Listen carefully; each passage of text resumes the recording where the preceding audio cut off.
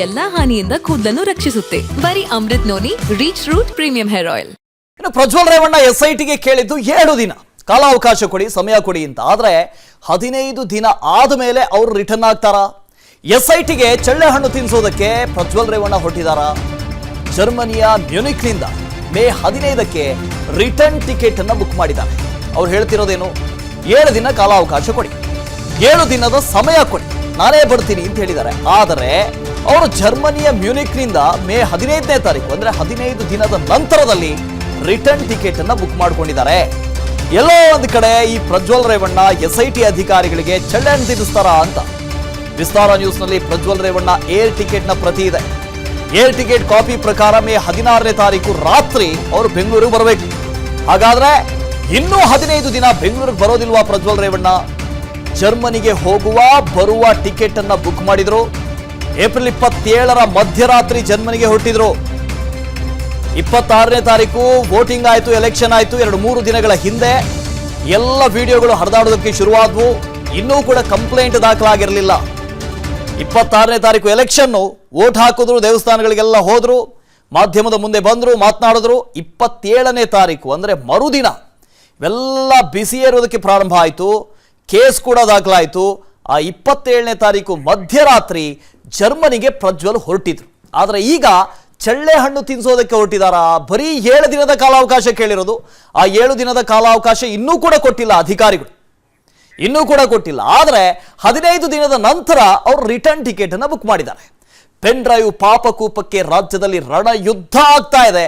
ಆದರೆ ಪ್ರಜ್ವಲ್ ರೇವಣ್ಣ ಮಾತ್ರ ಯುರೋಪ್ನಲ್ಲಿ ಜಾಲಿಯಾಗಿ ಟ್ರಿಪ್ ಮಾಡ್ತಾ ಇದ್ದಾರೆ. ಸಮ್ಮರ್ ಬೇರೆ ಇದೆ ಭಾರತದಲ್ಲಿ, ನಮ್ಮಲ್ಲಿ ಶೆಕೆ ಬೇರೆ, ಬಿಸಿಲು ಬೇರೆ. ನನಗೆ ಯಾಕೆ ಈ ಉಸಾಬರಿ ಅಂತ ಅವ್ರ ಪಾಡ್ಗವರು ಚಿಲ್ಲಾಗಿದ್ದಾರೆ. ಪೆನ್ ಡ್ರೈವ್ ಲೀಕ್ ಆದರೂ ಕೂಡ ಯುರೋಪ್ನಲ್ಲಿ ಪ್ರಜ್ವಲ್ ಟ್ರಿಪ್ ಹೊಡಿತಾ ಇದ್ದಾರೆ. ಏಪ್ರಿಲ್ 26ಕ್ಕೆ ವೋಟ್ ಹಾಕಿ ಅಂದೇ ಮಧ್ಯರಾತ್ರಿ ಟ್ರಿಪ್ಗೆ ಹೊರಟ್ಬಿಟ್ರು. ಬೆಂಗಳೂರು ಏರ್ಪೋರ್ಟ್ನಿಂದ ಪರಾರಿಯಾಗಿದ್ರು ಪ್ರಜ್ವಲ್ ಪೆನ್ ಡ್ರೈವ್ ಕೇಸಲ್ಲಿ ಕಾಂಗ್ರೆಸ್ನಿಂದ ರಣಸಮರವನ್ನು ಸಾರಿದ್ದಾರೆ. ಮೋದಿ ಅಮಿತ್ ಶಾ ವಿರುದ್ಧ ಕೆರಳಿ ಕೆಂಡವಾಗಿದೆ ಕೈಪಡೆ. ದೇವೇಗೌಡ ಕುಮಾರಸ್ವಾಮಿ ವಿರುದ್ಧವೂ ಟೀಕೆ ಸಮರಗಳನ್ನು ಮಾಡ್ತಾನೆ ಇದ್ದಾರೆ. ಇಷ್ಟೆಲ್ಲ ನಡೀತಿದ್ರು ಕೂಡ ಯುರೋಪ್ ಅಲ್ಲಿ ಪ್ರಜ್ವಲ್ ರೇವಣ್ಣ ಏನು ಆಗೇ ಇಲ್ವೇನೋ ಅನ್ನೋದು ರೀತಿಯಲ್ಲಿ ಜಾಲಿಯಾಗಿದ್ದಾರೆ. SIT ಸಹ ಬರಯ್ಯ ವಿಚಾರಣೆಗೆ ಬರಯ್ಯ ಅಂತ ಕರೀತಾ ಇದೆ, ನೋಟಿಸ್ ಕೊಟ್ಟಾಯ್ತು. ಆದ್ರೆ ಎಲ್ಲದರ ಮಧ್ಯೆ 7 ದಿನದ ಟೈಮ್ ಬೇಕು ಅಂತ ಆ ಮನುಷ್ಯ ಹೇಳಿದ್ರು. ನನ್ನ ಜೀವನದಲ್ಲಿ ನಾನು ಮಾತ್ರವಲ್ಲ, ನನ್ನ ಕೂದಲು ಕೂಡ ಆಗಿರ್ಬೇಕು ಸ್ಟ್ರಾಂಗ್ ಅಂಡ್ ಸ್ಟೈಲಿಶ್. ಬರೀ Amrut noni reach root premium hair oil ನೊಂದಿಗೆ. Reach root premium hair oil. ಜರ್ಮನಿಯಲ್ಲಿ ತಲೆಮರೆಸಿಕೊಂಡಿರುವಂತಹ ಪ್ರಜ್ವಲ್ ರೇವಣ್ಣ ನನಗೆ 7 ದಿನ ಟೈಮ್ ಕೊಡಿ ಅಂತ ಕೇಳಿದ್ದಾರೆ. ಆದರೆ ರಿಟರ್ನ್ ಟಿಕೆಟ್ ಮಾತ್ರ 15 ದಿನದ ನಂತರದಲ್ಲಿ ಹಾಕಿದ್ದಾರೆ.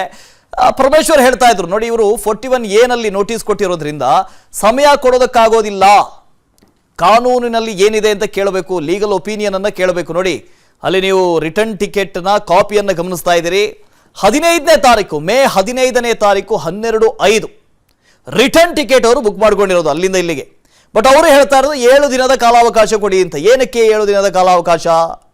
ಇಲ್ಲಿ ಬೇಲ್ಗೆ ಅಪ್ಲೈ ಮಾಡುವಂಥ ಸಾಧ್ಯತೆ ಇದೆ, ಆಂಟಿಸಿಪೇಟರಿ ಬೇಲ್ಗೆ ಅಪ್ಲೈ ಮಾಡುವಂಥ ಸಾಧ್ಯತೆ ಇದೆ. ಒಂದು ವೇಳೆ ಅವರಿಗೆ ಬೇಲ್ ಸಿಕ್ಬಿಟ್ರೆ ಇನ್ನೂ 15 ದಿನ ಬರೋದಿಲ್ಲ. ಈ ಥರದ್ದು ಏನಾದರೂ ಮಾಡ್ತಾರೆ ಅಂತ ಅನಿಸುತ್ತೆ. ಒಂದಷ್ಟು ಕಾನೂನಿನಲ್ಲಿ ಏನೆಲ್ಲ ಈ ಒಳ ಸುಳಿಗಳಿದ್ದಾವೆ, ನನಗೇನೆಲ್ಲ ಅವಕಾಶಗಳಿದ್ದಾವೆ, ಆ ಎಲ್ಲ ಅವಕಾಶಗಳನ್ನು ಬಳಸಿಕೊಳ್ಳೋದಕ್ಕೆ ಗೌಡ್ರ ಫ್ಯಾಮಿಲಿ ಈಗಾಗಲೇ ಸಿದ್ಧವಾಗಿದೆ. ಅದನ್ನು ಕೂಡ ಕೇಳ್ಕೊಳ್ತಾ ಇದೆ. ಆದರೆ SITಗೆ ಚಳ್ಳೆ ಹಣ್ಣು ತಿನ್ನಿಸ್ತಾರಾ ಪ್ರಜ್ವಲ್ ರೇವಣ್ಣ ಅನ್ನೋದು ಪ್ರಶ್ನೆ. ಅನುಕ್ಷಣದ ಸುದ್ದಿಗಳಿಗಾಗಿ ವಿಸ್ತಾರ ನ್ಯೂಸ್ ಯೂಟ್ಯೂಬ್ ಚಾನೆಲ್ ಸಬ್ಸ್ಕ್ರೈಬ್ ಮಾಡಿ. ಹೊಸ ಸುದ್ದಿಗಳ ನೋಟಿಫಿಕೇಶನ್ಗಾಗಿ ಬೆಲ್ ಐಕಾನ್ ಕ್ಲಿಕ್ ಮಾಡಿ. ಲೇಟೆಸ್ಟ್ ಅಪ್ಡೇಟ್ಸ್ಗಾಗಿ www.vistaranews.com ವೆಬ್ಸೈಟ್ಗೆ ವಿಸಿಟ್ ಮಾಡಿ. ಅಂಗೈಯಲ್ಲೇ ಜಗತ್ತಿನ ಸುದ್ದಿ ತಿಳಿಯಲು ವಿಸ್ತಾರ ನ್ಯೂಸ್ ಕನ್ನಡ ಆಪ್ ಡೌನ್ಲೋಡ್ ಮಾಡಿ.